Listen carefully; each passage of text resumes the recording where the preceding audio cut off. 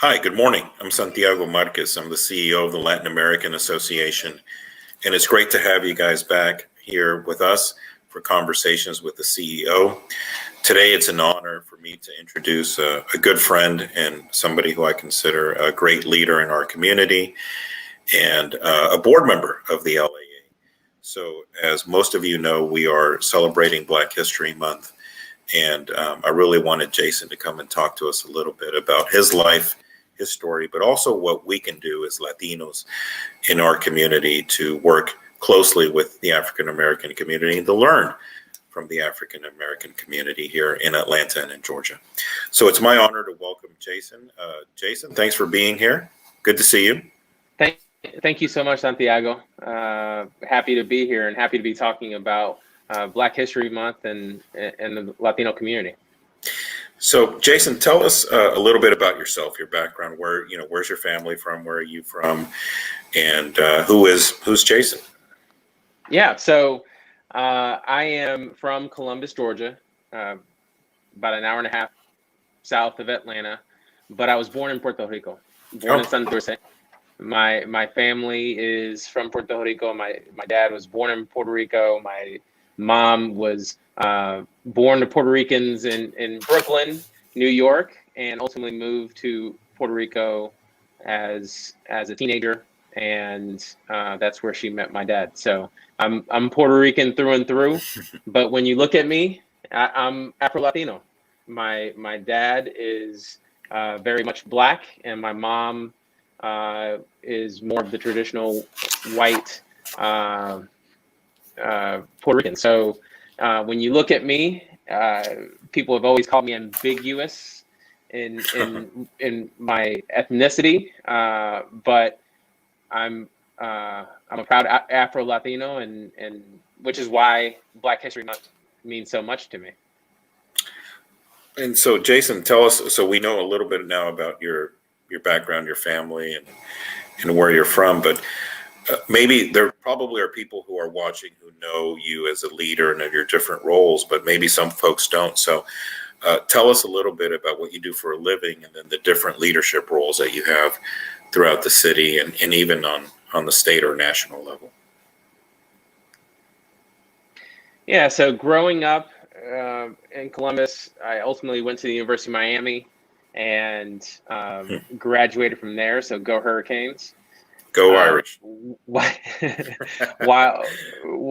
there, I got interested in public education and ultimately did a program called Teach for America, where I taught for 2 years. Yes, very good program. Where I taught for 2 years in Houston, Texas, teaching primarily Latinos.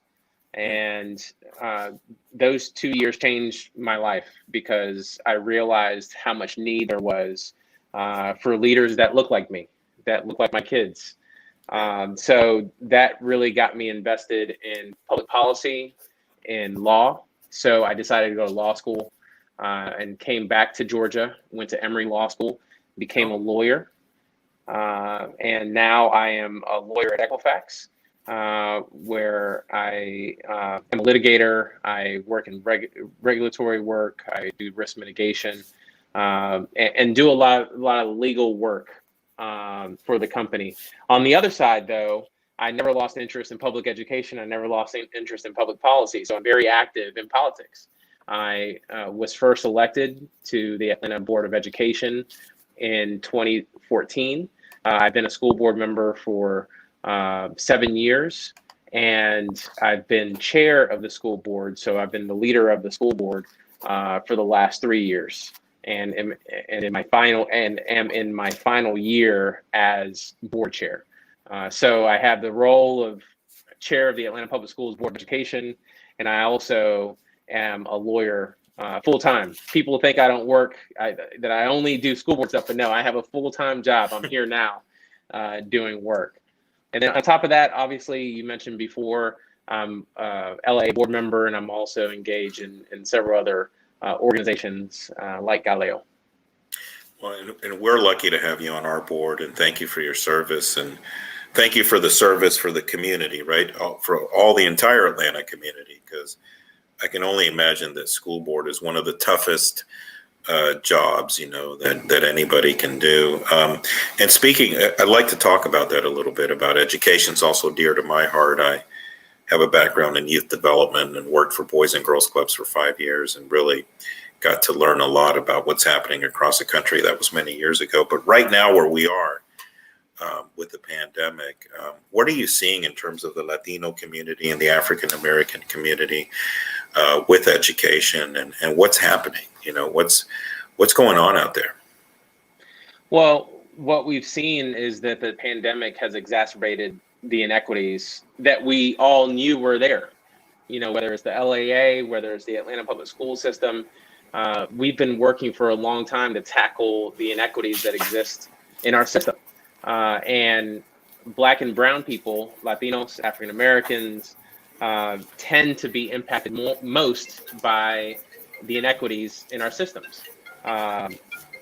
And because of that, we have had to do our best in this pandemic to fight through not only a terrible circumstance with the virus, but also with the systemic issues that existed prior to the pandemic. So Latinos are experiencing, just like Black people, experiencing high levels of homelessness. They're experiencing high levels of health issues. They are more likely, because of schools being virtual, particularly Latinas and Black women are more likely to feel the impacts of virtual learning, because they have to primarily stay home with their students. So you're looking at economic challenges there. But on top of that, it's our families that are frontline workers. And very well, Santiago, with LAA, that the organization has had to provide a lot of support, more support than in the past, to families whose primary breadwinners are frontline essential workers. Yep.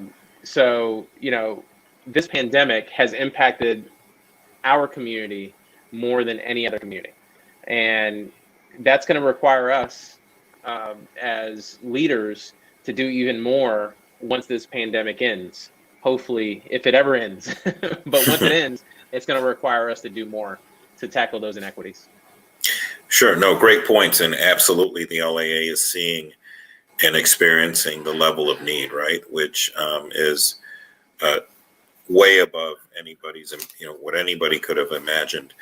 And what I keep hearing and what we keep seeing, right, at the LAA, and of course, we're working with various school systems, is that we keep hearing that a lot of Latino kids are not signing on, virtually, right? That they have found themselves having to maybe go to work because there's been job loss in the family, or, for whatever reasons, multiple reasons, right? That even the kids that are supposed to be going virtually are not attending. Are you finding that as well on your end? Are you seeing that happening? Yeah. Yes, and that's one of the reasons that we decided, Atlanta Public Schools decided to do its best to reopen schools to those who want to be face-to-face. Because we knew that virtual learning works for some, for sure. There are some kids that are thriving in the virtual environment, right. And there are others who are not. And Atlanta Public Schools had to provide hotspots for internet. We had to provide laptops and iPads to students, and we did that across the spectrum. We have tens of thousands of electronic devices that have been distributed to our students, but that's not enough, because sometimes whether it's the family circumstances of having too many people in a house to where the kids can't even focus, whether it's economic circumstances where the parents have to go work, so they can't have the kids alone at home. Whatever the situation, we've had a number of our kids in Atlanta Public Schools, because the rate of low-income students in our school system is very high. That equates to thousands of kids who have not been able to log in on a daily basis. And that was really the driving force behind trying our best to reopen school buildings this winter now, starting in January. Reopen school buildings while at the same time trying our best to balance the health and safety of our staff and our families. Well, I don't envy you, and I appreciate your leadership, and I really, on behalf of our families, right, and all the families here in the Metro Atlanta area, thank you for doing the job you do. It's a difficult job to do. Moving on then, so it's Black History Month, and I know that it's 30 days, well, 28 days, and so what does Black History Month mean to you and your family in terms of celebrating? A big part of your culture, as you said, you consider yourself to be Afro-Latino. So what does it mean for you, and how do you guys celebrate the month with your family? Is there anything special that you do? Yeah, there's nothing particularly special that we do because we try to celebrate Black history. My wife is African American. She's Black. Right. So we try to celebrate Black history year round, but it really does this month give us the opportunity to do some things with our kids and to make sure that they're very much aware. My son is a kindergartner, and this is his first year of really paying attention to Black History Month. So it's special in that way. But as a community, particularly Latinos, I think it's an important time for the Latino community to recognize that there are Black people amongst us, right? I admittedly, and I tell this to everybody who listens, for a long time I had identity issues growing up as an Afro-Latino kid in Columbus, Georgia. And that was primarily because the term Afro-Latino is a new term. Back when I was a kid, there was no Afro-Latino. You were either Black or you were Latino. There was no in between there, particularly here in the United States. And that was very confusing for me.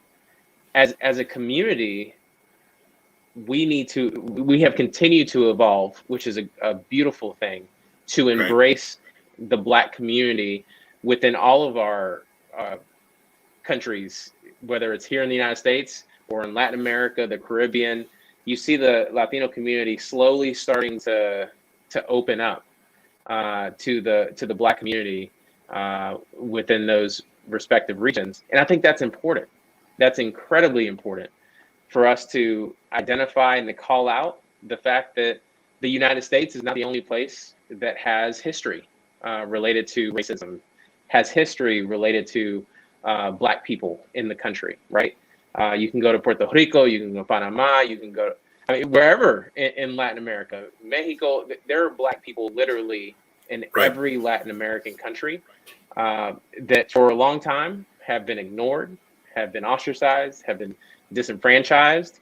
And I think it's important for us as Latinos living in this country to take the initiative during Black History Month to recognize those people.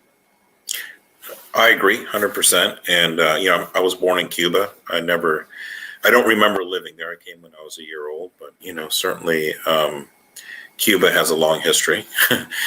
And it's been really evolving for me, right? And even identity with my own daughters in terms of, I tried not to push an identity on them, but now they consider themselves Latinas, right? Which to me is like, okay, great, because my wife is Caucasian American.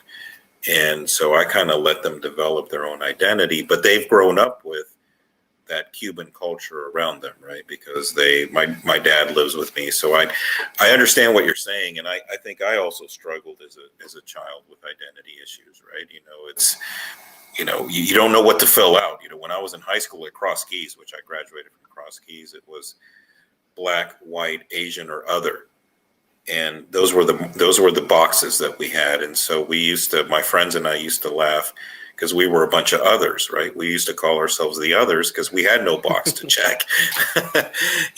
So, go ahead. I have a funny story about it related to that. When I was in high school, I remember this vividly.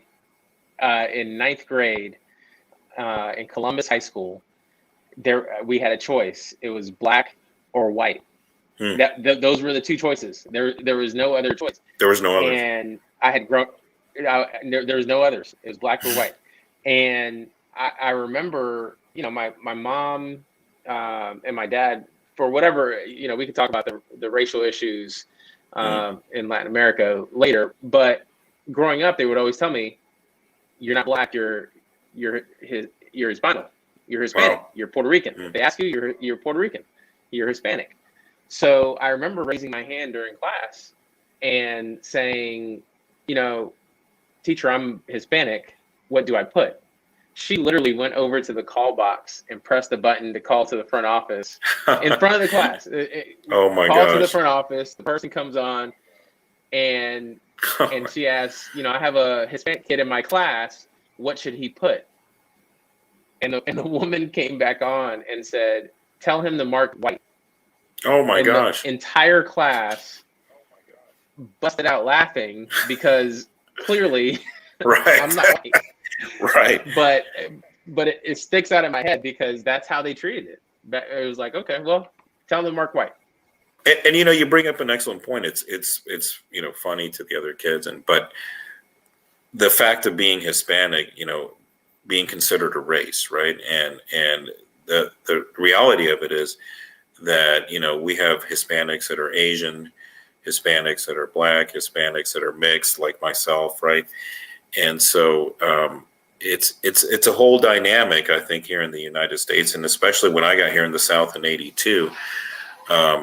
I came from, believe it or not, Oregon. I lived in Portland, Oregon, and really never thought of the Confederacy or the Confederate flag. And when I got here in '82, it was like race was like right in my face, and I think that's when I started realizing, a lot around race and the impacts of race in the South in particular. But I think that hopefully there's been an awakening and an understanding that, being Hispanic could mean that you're multiracial or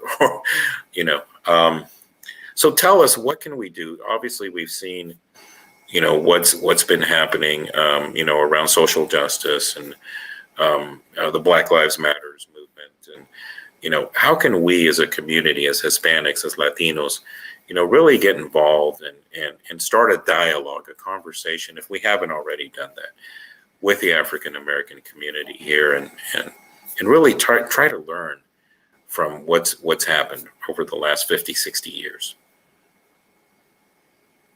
Yeah. Well, look, I think the Latino community has to stand in solidarity with Black people across the country as they face systemic racism, because for many in our community, it impacts us as well. And particularly those who are Latinos, who are Afro-Latinos, mixed, who look like they're Black, or who are Black in my case. Racism impacts our community just as much. And we can't take the position that, oh, that's a Black community issue because we're Colombians or we're from Cuba. No, right. Because there are Black people in those countries, and those black people have immigrated here and have faced the same type of racism that African Americans have faced. So because of that, we have to stand with them in the fight for social justice, and the fight for economic justice, and the fight for environmental justice, because it affects our communities just as much as it affects their community. And as long as we start facing those issues together, our power, our collective power, increases in a way to where we can actually tackle the systemic issues that our communities face. We're much stronger together than divided. And when you're trying to tackle 400 years of systemic racism, that's not something Black people can tackle on their own. We need white people to help tackle that. We need Asian Americans to help tackle that. We need Latinos to help tackle that. We all have to do it together. And I think the Latino community in particular is really especially well positioned to help and to stand with the Black community, because so many in our community are Black as well. So there's a lot of overlap. So for me, the best ways to do it is to join in the conversation about systemic racism, to call it out when we see it. We have our own issues in the Latino community with stereotypes, with racism, with hiring practices that may ostracize Black people, Black Latinos. We need to look at our own community and see where our own practices are racist, and work on call it out in first thing we have to do is call it out. But the second thing we have to do is actually work on changing it. So that's the thing I would tell you, Santiago. One, we have to stand with them and speak out against these things, these issues. But two, we have to look in our own community and work on the racist and racial issues that we have within our own community. When we do that, I think we'll go a long way towards addressing the issues that face our communities. That's great advice, and I think even you're inspiring me to for myself to look inside, right? Look inside my own person, my own beliefs, and the way I was raised, right? And demystify some of those beliefs and stereotypes, And so I think that's a great challenge for all of us, and especially living in Atlanta, the cradle, the home of the civil rights movement, right? And we're seeing so much that happened back in the 50s and the 60s. It almost feels like that again, or it almost felt like that last year.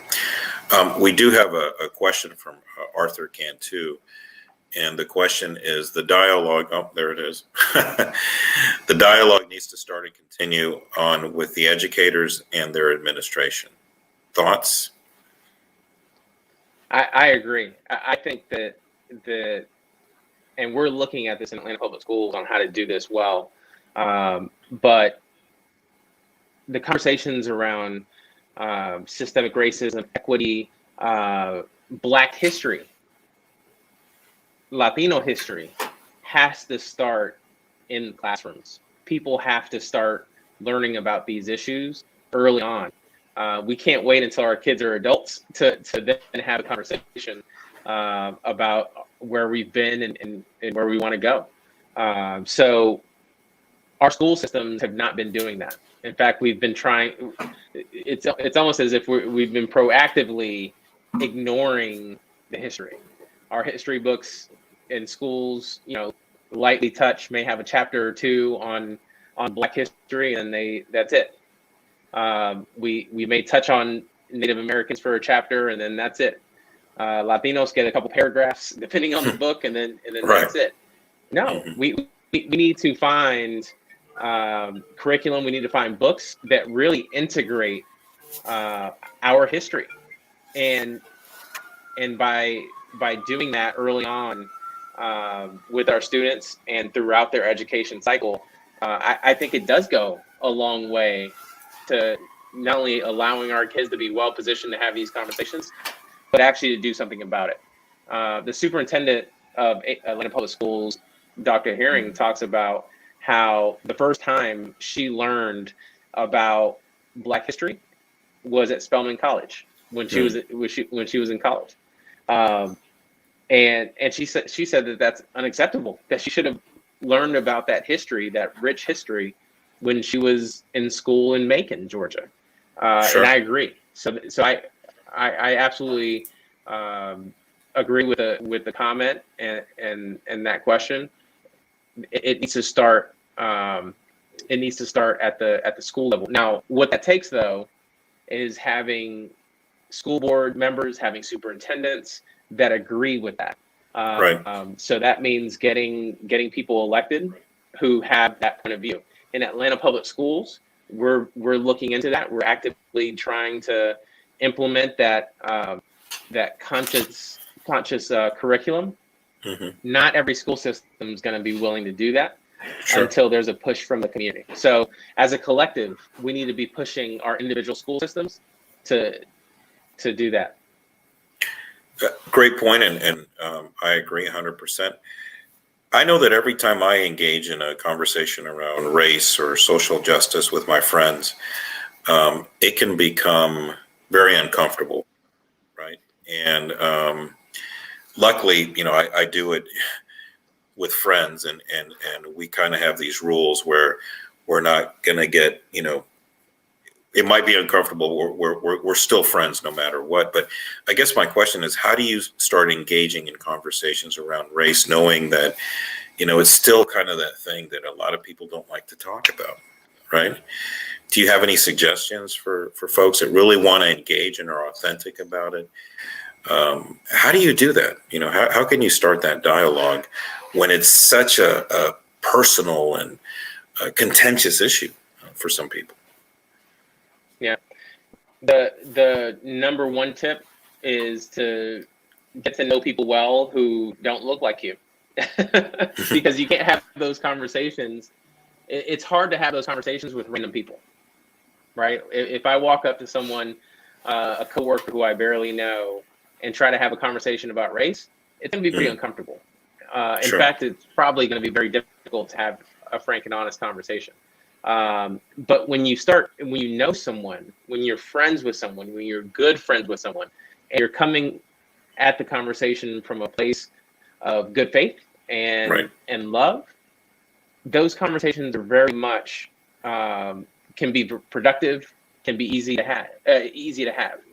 I think about the folks that I've met through programs like Leadership Georgia, Lead Atlanta, and people, it's hard to have that conversation on the front end before you get to know those folks. But Leadership Georgia, for example, exposed me to folks who I may not agree with ideologically, maybe from a completely different part of Georgia, have a completely different life experience. But because we've spent so much time together, we're able to have some pretty frank conversations and come to it from a place of understanding and mutual respect and love. And those conversations have been very productive.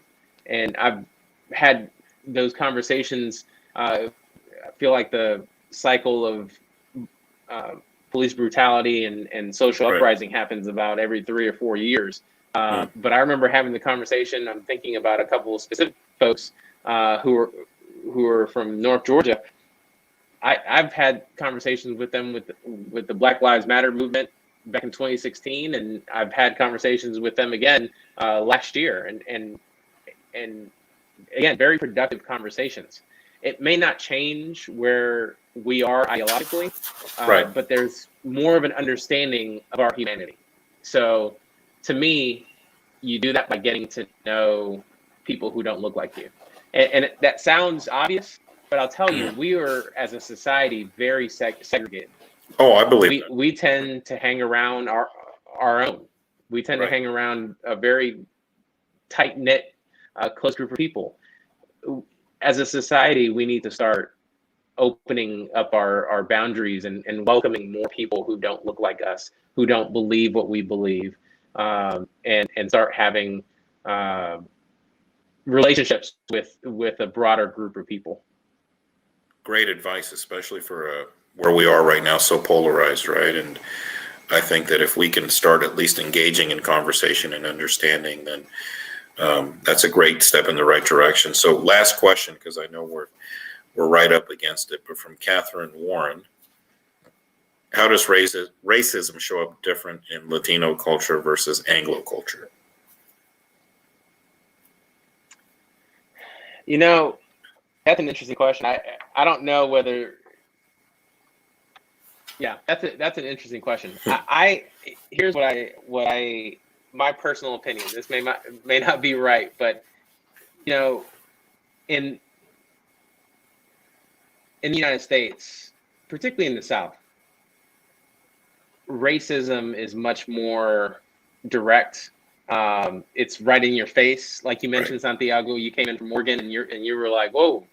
Yeah, it was an eye-opener. Issues are out there.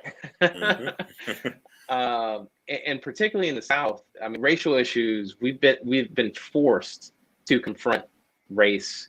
We've been forced to talk about race. So race racial issues and racism tend to show up right there in front of you. In the Latino community, we weren't, particularly when you live on an island or you live in South America or Central America, those issues are not as in your face as they are in the United States. It's very much, there's a subculture, and it's hidden, and there's a feel like everyone is welcomed, right? In Puerto Rico, for example, moreno, that's not a bad thing to call someone right. a morena or moreno, right? Morenita, negrita, right? Negrita. Right. I mean, right. that's like an endearing term in many ways. If you said that the English version of that, someone, they would be offended. That's correct. And then in Latin American countries, you have pockets of Black communities, and there's great pride. But then when you look at the power structure in Latin America, whether it's entertainment, whether it's just money, whether it's politics, the Black people aren't present. They don't have the power. They don't have the wealth. They don't have the positions, just like in the United States. So there's really the difference to me is that it's not necessarily the systemic racism, because I think the systemic racism exists in Latin America just like it exists in the United States. The biggest difference, though, is that in our culture, in the Latino culture, we don't talk about it as much because we see ourselves as being welcoming and friendly to all. Good point. Except we do a lot of the same things that the Anglo culture does. So that's the biggest difference to me, Catherine, is the fact that here in the United States, particularly in the South, those racial issues are right up in front. And in Latin America, in the Latino community, even in the United States, it could be hidden. And from where I sit, as an Afro-Latino, I'd rather have those issues out in front. I'd rather be able to identify racism. I don't want to be in a place where I don't know where I'm being hit from. No, I agree with that. Great answer, by the way. And I think that really illuminating. And I agree with all that, because I would much rather know where you're coming from than have to try to guess, Well, you've been very generous with your time. I know you're a busy person, and I want to thank you for doing this for us. And, I love, the takeaways for me are engage in dialogue and conversation with people that are different than you. Start to, be authentic and come from a good place. And I think that's a great message for all of us, right? And thank you, Jason. Any last words, departing words? No, I want to thank you, Santiago, for having this conversation with me. I obviously want to thank the LAA for all that you do, all that y'all do for the Latino community. I hope that the organization continues to prosper and to fight for the Latino community, but just fight against injustice, fight against racism, and continue the good work. Well, I appreciate that. You're an inspiration. And, I definitely consider you somebody that I admire and look up to, and appreciate everything you've done in your young years. I mean, you're a young man, so great future ahead of you. Well, thank you so much for joining us. Thank you guys for watching today. Take care.